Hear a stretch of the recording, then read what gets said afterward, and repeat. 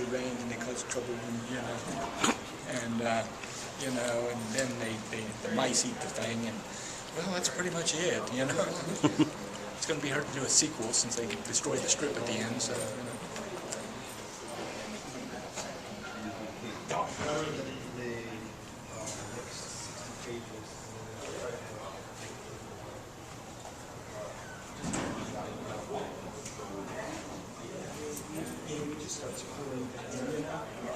That way you don't have to write an ending. Well, one of them, like, well, all hell story before all else.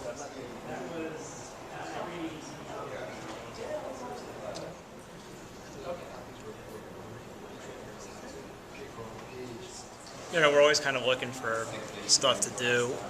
So we're kind of looking at different libraries in the areas. And I saw on the Martin Luther King website that they host kind of exhibitions for people and stuff. So I thought they might be receptive to, having some kind of comic show or something comic related. So I emailed them with a bunch of ideas and kind of didn't really expect to hear much. But they emailed back and said, they were actually very interested. And that they were really kind of open to doing something pretty big. So we were kind of thinking maybe having just an art exhibit or just a reading area or just a workshop, but they were cool with doing all of that. And really just kind of went from there. They were cool with it. We wanted to do it, so we just kind of they figured if they were going to give us the space, we'd try and fill it as best we could. It was actually, once we kind of made contact, it was actually very easy and easygoing. Which was nice. Nice surprise.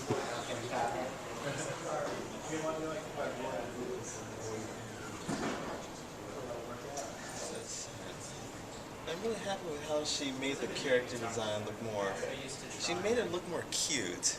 And that's saying something because she was a little bit creepier before. She's a dead person, right? No, she's the personification of death. She is the Grim Reaper's daughter. And it's, so she's about to go on a date. Right. And she's killed the flowers and she's... Yeah. Right. She ends up dating a zombie at the end of the story. Because she can't kill someone that's already dead. Oh, makes sense.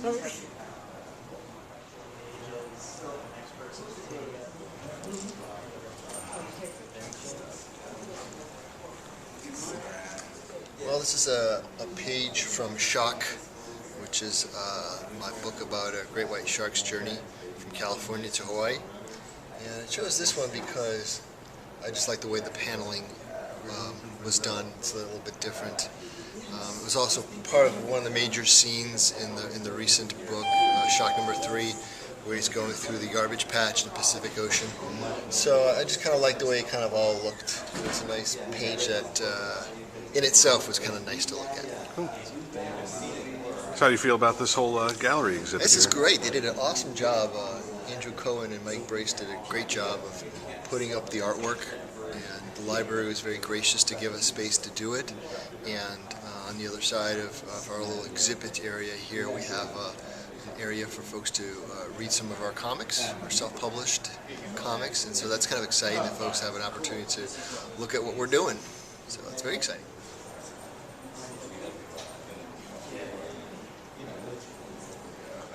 Hi, Hey, Rafer. Yeah, hey. Rafer who? I'm Rafer Roberts. I'm the one who makes this podcast. I'm rarely in front of the camera, but since I've got some artwork hanging up, I figured I might as well talk to you people. That's right. This is the gigantic page I've done, Nightmare the Rat, for the DC Conspiracy's free newspaper, Magic Bullet. Nightmare the Rat takes its inspiration from the 1930s Laurel and Hardy Christmas movie, Babes in Toyland or March of the Wooden Soldiers. I can't remember which one it's called. And there was a little midget or something in a mouse monkey suit which moved as if shot in reverse, like a David Lynch nightmarish creature, which was supposed to be cute and entertain children, but to me it was fucking terrifying.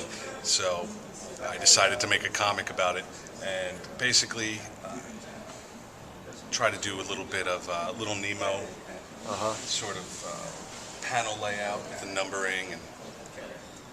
And basically, Nightmare the Rat's sole function is to go around in the nighttime and extract teeth from sleeping people, and then dance his madcap laugh in the moonlight. I have to ask you, how does this piece differ from the piece that you have on the other wall over there? The other teeth, well, this one is it's exactly the same narratively, except that this one is told with 12 panels, and that one is told with one gigantic image. Awesome.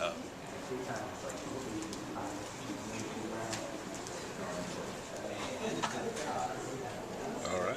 So this is one of my comics It was without the placard. comic created. It's a comic I did. Like I started. Dr. like W is a character I came up with. Kind of the whole idea is that I started doing. he kind of goes in and out of the panels, and kind of rather kind of treating the panels, just kind of separating images, but also kind of using the panels as physical things. So he kind of jumps out of the panels and drives along the top. And so, it's on the one hand, it's kind of just a stupid gag comic with kind of a lame payoff. But I like to think of kind of along the way, it's sort of creative and fun. And then we were did it for a comic, we were printing it up in color. So I was kind of playing with watercolor. And yeah, just kind of tried to keep it green and red and yellow. Cool. Yeah, not much. He's not really a doctor of anything, I guess, but he's just kind of a playful guy, so Cool. it's kind of fun. Yeah, it's basically print on demand. But we're doing I really wanted to do an adventure strip, and Matt Rhodes wrote this for me because he'd been informed that there wasn't enough action in his script, so he was excited about doing an adventure thing. And so I gave him my premise, and we did it. It's about a World War II flying ace, a female flying ace, who's flying an experimental jet plane called the Fifanella.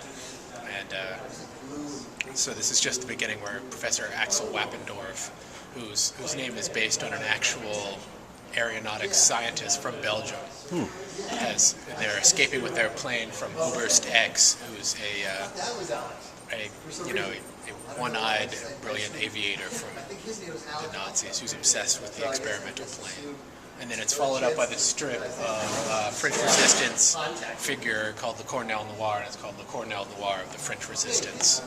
And that's just a little silent strip of him killing a guard and blowing up a building.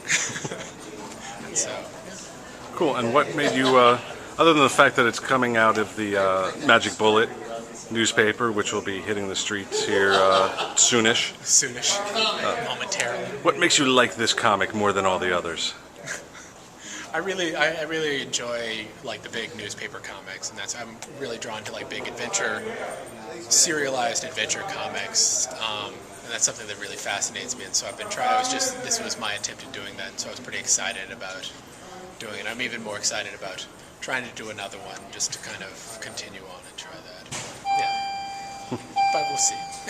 But I really enjoyed this, and I enjoyed like the Le Cornell Noir characters, the old characters. The first comic that I ever completed was a Le Cornell Noir comic that I did. It was published on the DCC website early on in the early days of the website. That was my regular post, was strips from that. And so it's nice to bring that character back.